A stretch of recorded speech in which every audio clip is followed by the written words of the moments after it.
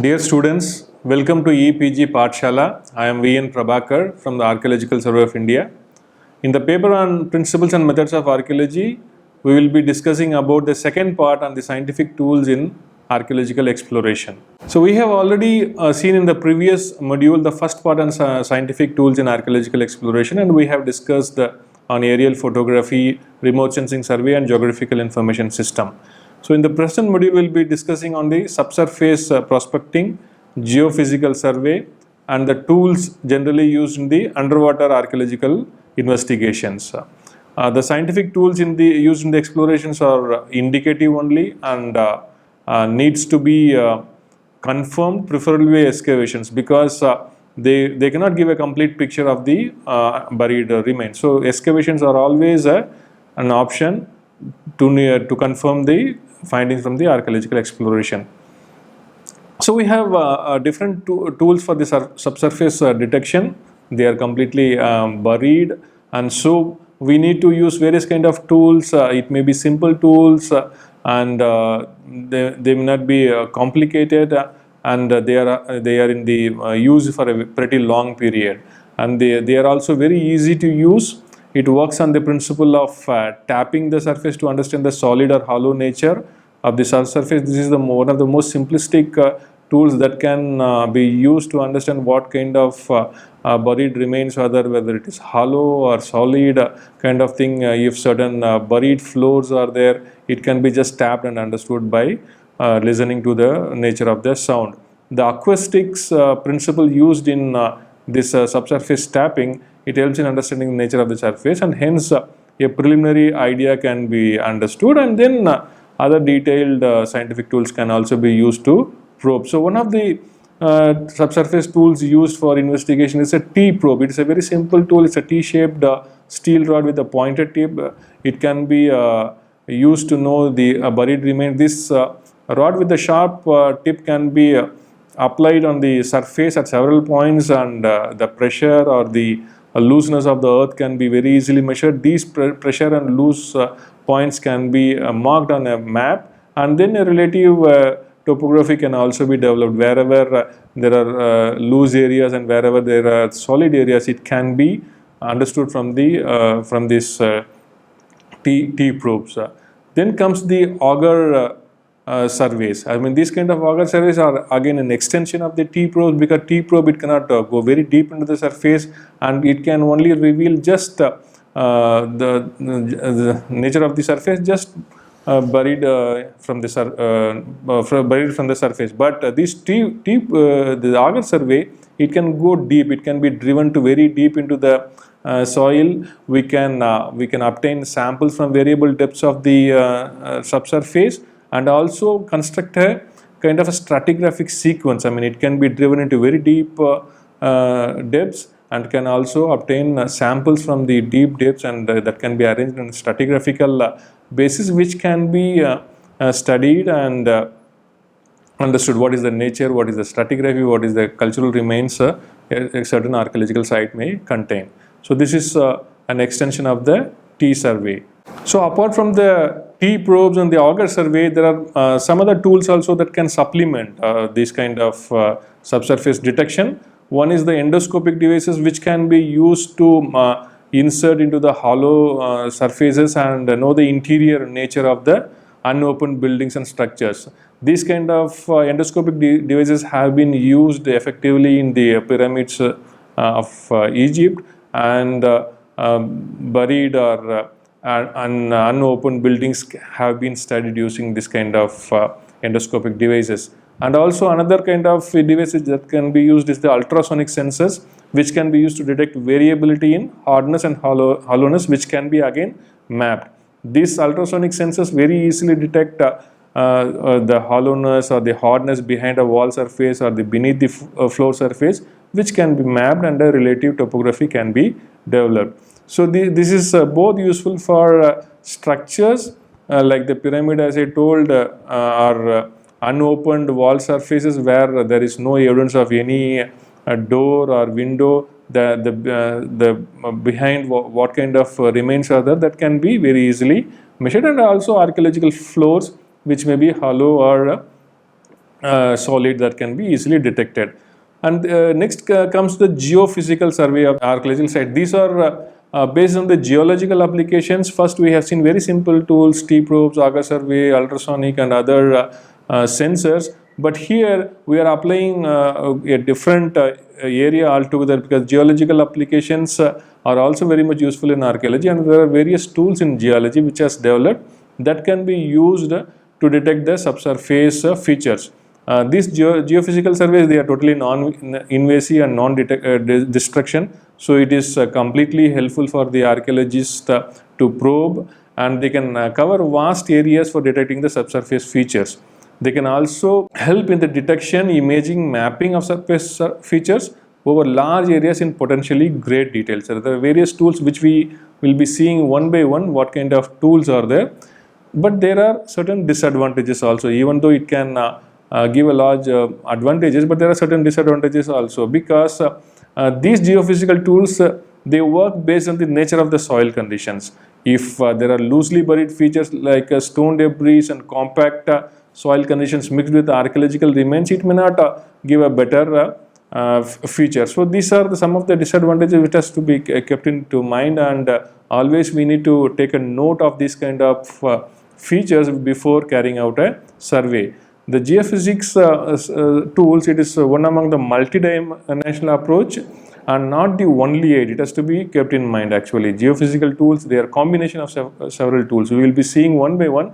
So at the end of the thing, we will be understanding how different tools have to be combined together instead of only relying upon one tool. Again, these geophysical tools can be divided into passive and active methods depending upon the technology that is used. The passive method technology consisting of magnetic prospecting, and then gravitational surveying, and self-potential techniques. These are the three techniques we will be looking into one by one, and among them the self-potential survey is considered to be the least expensive method in detecting archaeological survey. So now we will be looking into one by one.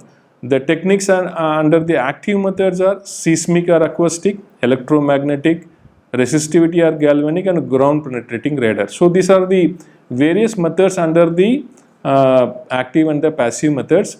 So coming to the seismic or the acoustic, what kind of methodology is used here? Acoustic, we have slightly looked into earlier also, how the sound tapping reveals a general idea of the buried features. But here we are using certain geophysical methods which gives a certain advanced imagery of the buried features. So this method involves transmission of sound waves and measuring the time of reflected ones based on the density variation of the buried features. If a sound wave is allowed to pass through the buried features, depending upon the density, variability in the density, these sound waves reflect back strongly or loosely based on the physical properties of the buried features. So the relative movement of sound waves through harder and softer archaeological deposits, it can be measured with the aid of suitable equipment and mapped to understand the nature of the buried remains. So this is one of the method used for the geophysical investigations. One more method is the electromagnetic method. This is based on the non-conducting electromagnetic or induction method, which ranges from simple metal detectors to sophisticated soil conductivity meters. I mean, as you can see in the figure, you might have observed how the metal detector work. It detects any presence of any metal from any surface, and this same principle can be used to slightly measure the metal content of buried archaeological deposits, not very deep but very close to the surface, that can be very easily measured. So these simple metal detectors have been used successfully in many of the European countries to even detect large coin hoards, even Roman period and Celtic period. Metal remains have been very easily found using a metal detector. The next comes the electromagnetic method. In the continuation of the electromagnetic method, the magnetic surveys are particularly suitable for buried fired clay structures. I mean, like example, in the ancient period, the humans they have used fire to make bricks, pottery, walls, furnaces, pottery kilns, hearth, anything associated with the heating of the surface which has hardened over a period of time. They are fired to around 700 degrees centigrade. So they are suitable for detecting under these magnetic surveys. The magnetic surveys, they work on the principle that minute quantities of grains of iron oxide, they are present in the clay. I mean, the clay in the natural way, they contain iron oxides, and they are randomly oriented in unfired condition. But if they are heated to around 700 degrees centigrade, they become aligned to the Earth's magnetic fields. So this is the basic principle applied, and this alignment can be measurable using the suitable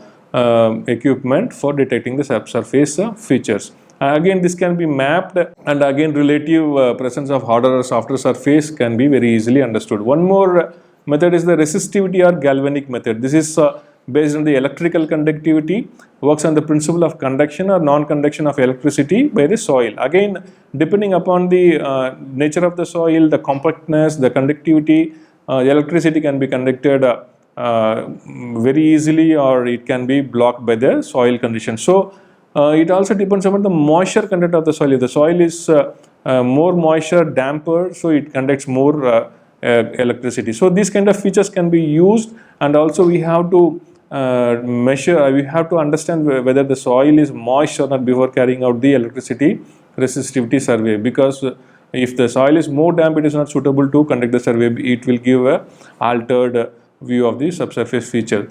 So this is indicated, the subsurface feature is indicated by this conduction and non-conduction of electricity. The normal methodology is by injecting current to the surface with the aid of electrodes, and the potential difference between the electrodes are measured, and mapping again is done where the relative presence of conductivity and non-conductivity, and it will lead to a mapping of the buried features also. Next comes the ground penetrating radar. This is one of the most suitable techniques used by many of the archaeologists and even by the geologists. They use for detecting the subsurface features. Even the geological deposits can be measured here.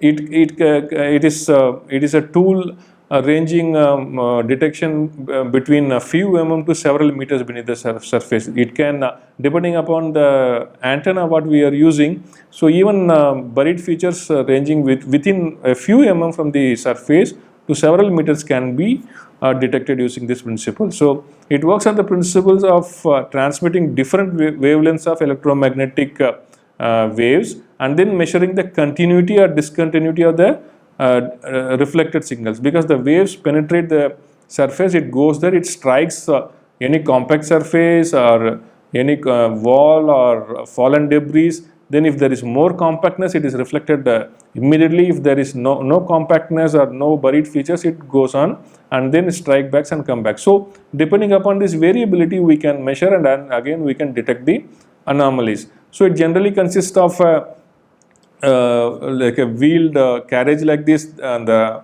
antenna, different wavelengths of antenna, they are used for a variability of different depths. So this can be used, and it can be moved on a surface continuously. Then it can be directly connected to a surface on-field monitor, and then the recordings can be made in the inbuilt memory chip, and then after coming back we can transfer this data into a computer, and then several post field survey processing has to be carried out to remove the distortion, to remove the anomalies, and then the results can be understood for better interpretation. So this is one of the very good tools, and one of the drawbacks of this tool of ground penetrating radar is that it's very slow, because it has to be moved very slowly on a surface where the investigation has to be carried out, and a lot number of a few people have to be required for moving the antenna, drawing that, pulling that, carrying the on-field monitor. And also, if we want to make a very detailed 3D reconstruction, a grid pattern has to be developed, and we have to move this radar or the antenna in a crisscross manner. So it takes a lot of time. However, this is one of the very good tools in the absence of any other suitable technology, and if it is combined with other techniques like the electrical resistivity and the magnetometer, the results can be really good. I mean, the picture shows some of the investigations carried out at Dholavira. So now we study some of the case studies. Actually, I mean, using these techniques, wherever archaeologists have used these tools, we will look into. One such site is Ahi Chatra. It is located near Bareilly. It's one of the important sites, a huge site measuring nearly 1.5 kilometer east to west and again 1 kilometer north to south. Here, in collaboration with IIT Kanpur, the Archaeological Survey of India carried out ground penetrating radar. If you can see, there are 3 or 4 locations here it is shown. We will be discussing about the results of the westernmost investigation site, which has revealed a fallen debris actually, and that has been very well reflected, and which is very easily detected in the excavation also. So you can see in the adjoining slide, one is the ground penetrating radar results. You can see the slump. There is a slump there. There's a red color. There's a slump there. So when this result came, to confirm the results of the ground penetrating radar, immediately an excavation was carried out. You can see again there is a brick wall slump. So this is a very good technique actually to have a broad-based understanding of the location of structures. If there are buried plans of structures, it can be very easily done also. And with the availability of modern technology, we can have a very good idea of even where to excavate, because selection of a site to excavation is very, very important. If we have tools like this, we can at least know where the structures are there, where the habitation is there, then we can select a proper site. The next case study is from the Lothal revisitation project. It's a project again approved by the Archaeological Survey of India and carried out by the University of Bologna, engaging a large number of multidisciplinary sciences. They combined with remote sensing and field activities, they use non-invasive geophysical techniques to understand the buried features. So what were their objectives? They wanted to understand the natural and artificial subsoil features complemented by a series of core drillings to determine the shifting of paleoceans and shorelines. As you may be knowing, Lothal, it is one of the earliest dockyard sites in the Indian subcontinent, datable to the Harappan period, where during different periods the dockyard was used depending upon the high and the low tides and shifting of the nearby river water into the dockyard. So in these investigations resulted in the detailed understanding of the sites also. So the investigations at Lothal, it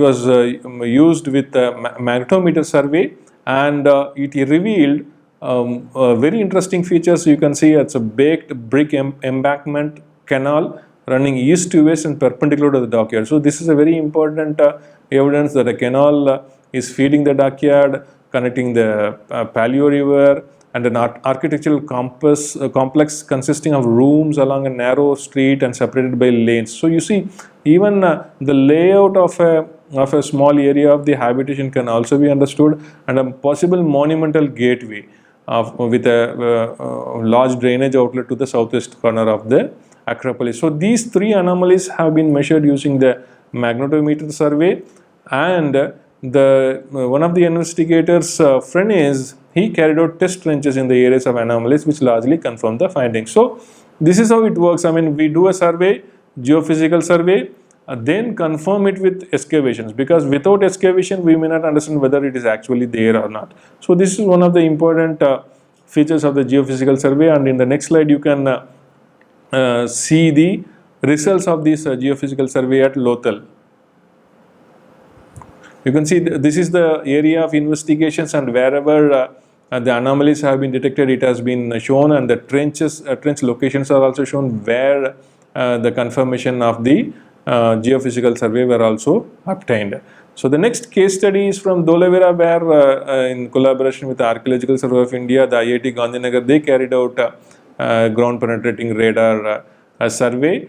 In the area to the east of the East Reservoir, you can see the different areas that has been marked in different colors that has been shown, and they were probed, and the results, they indicated very interesting details, because the eastern reservoir, it is connected to the Manhar River, located to the south and southeast of the settlement, and from there various feeder channels, maybe diversion of water into these reservoirs could have happened. So these ground penetrating radar results also indicate various features, anomalies located to the east of the east reservoir, indicating parallel walls, smaller tanks, and which clearly indicates there are buried features. But here the excavations could not be carried out. And the next slide you can clearly see the area actually of the detail of the area from where the investigations have been carried out. The yellow rectangle indicates the east reservoir, and towards the east of that the larger area where the investigations were carried out, and to the northeast you can see the Manhar river. So this is the area which was excavated, and the next slide you can see the results here. You can see the results here where the parallel walls have been indicated, maybe a feeder channel coming from the river to the eastern reservoir is also indicated. So broad-based findings clearly indicate the presence of buried features, probably stone masonry walls, parallel walls indicating rectangular or square tank features like features, and some feeder channels. Now we come to the last part of this scientific tools in the archaeological investigations. That is about the underwater archaeology. Underwater archaeology is one kind of approach for understanding the archaeological remains buried under water. It may be under a lake, it may be under a river, it may be under the sea. So wherever there is water and wherever we suspect there could be some buried underwater archaeological features are there, this can be investigated using underwater archaeology technique. Basically, it is also archaeology, but the tools and implements used here are slightly different and varied from the normal archaeological investigations. So here what happens, one has to survey a very large area. Again, it is very cumbersome when compared to the ground survey. Here one has to use different techniques for surveying a very large area and a small area. Different types of approaches are adapted. One is the towed drive search, and the swim line search, or a free line search, offset method, and jack stay. These are the four methods. We will be seeing one by one what are these methods. You can see in the tow driver search, a diver towed with a small boat moves over a pre-decided area for search of underwater remains. The illustration also indicates how a diver moves over a pre-decided area and searches for the archaeological remains. Again, it is very time consuming and cumbersome. The next one is the swim line or the free lines search. Here 3 or 4 divers, they move parallel, parallel among each other, and they search a very large area. Again, you can see this can be done, a large area can be covered by 3 or 4 combined divers, and the location is marked on the surface, directly marked on the surface. So this can be mapped. The location can be mapped by using floatable balloons known as buoys. So that can be used to understand the location where the divers are searching. So next one is the offset method. Again, it consists of positions in relation to jack stays and ground lines. They fix the ground lines and the jack stays on the surface, and then they understand the various kind of the underwater archaeological remains. Again, it is consisting of 2 or 3 divers, they moving in an area. The last one is the jack stay or the corridor search. Here area is defined, maybe rectangular, the square area is defined. Again, on the surface it is indicated by buoys, and then within that area the search is done for documenting the archaeological remains. So these are all manual searches. Manual searches are always time consuming, and it may be prone to error. In the consecutive slides we will be seeing about what kind of again techniques, scientific tools that can be used for investigating the underwater archaeological remains. So one such is the echo sounders. Again, it is based on sound waves.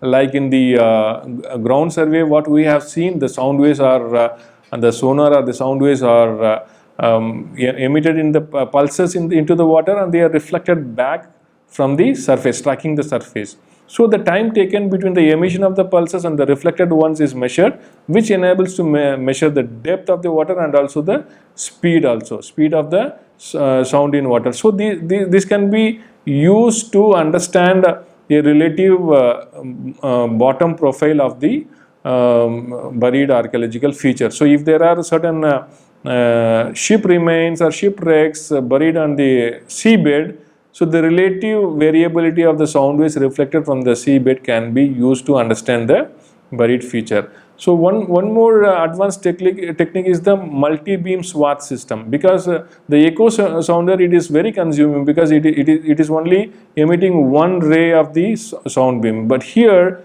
it is covering a very huge area, wherein a single beam pulse is replaced by emission of multi-beam pulses. So large number of pulses are emitted, so they can cover a very big area, and a swath of the entire seabed can be completed in a very fast time period. And these several swaths can be undertaken by a boat or a ship moving on the surface, sea surface. So this can be done, and multiple recordings are possible. So effectively, we can see, as in the adjoining figure, we can very easily cover a very large area. So one more method is the side scan sonars. This is again an advancement of the acoustic technique, but again what happens here is that the underwater imaging is carried out using a wide angle pulse, meaning it is again similar to the multi-beam swath system, but in addition to the multi-beam swath system, a tow fish consisting of sonar equipment is dragged over the sea floor. So this is a combination of two techniques. One is the multi-beam swath, and addition to the sonar equipment which is dragged over the sea surface to have a imaging of the sea floor in the in a broader sense. So these two combined techniques, it gives a better image profiling of the seabed. Again, if there are certain features buried or even lying on the surface, this can be very easily detected using these kind of systems. The next one is the sub-bottom profiler. I mean, whatever we have been seeing before, it can only detect objects lying on the seabed or lying on the lake bed or wherever it may be, because it will give the variability of the depths of buried objects lying on the floor, and the variability of the time taken for the sonar waves to come back to the receiver. It will give the bottom the buried the features lying on the seabed or the lake bed. But here what happens, the sub-bottom profiler, it is similar to the echo sounder, but instead of mapping the sea floor or the lake floor, the sound waves penetrate the surface, like in the happening of the ground penetrating radar. It slightly penetrates the surface also, and depending upon the buried strata or archaeological remains or rock debris, everything, it can be used to map the buried features also. So this is an advanced system. And the last one is the integrated survey. Here it's a combination of various techniques, various equipment used in a single point of, like a magnetometer, side scan sonar, sub-bottom profiler, remotely operated vehicle, which is known as ROV. So everything is combined in one integrated system by a large vessel or a large ship or a medium-sized ship. So it can be used to cover an entire area, and all the data can be integrated. This can be used to simultaneously record also videography and photography, and from the ground itself also one can really control the entire survey. I mean, this kind of advanced systems have been used to even detect large shipwrecks, like even the Titanic is one of the famous shipwreck. It was lying nearly 2000 meter from the sea surface in the Atlantic Ocean, but this kind of advanced exploration techniques for the underwater archaeological remains, they have been used to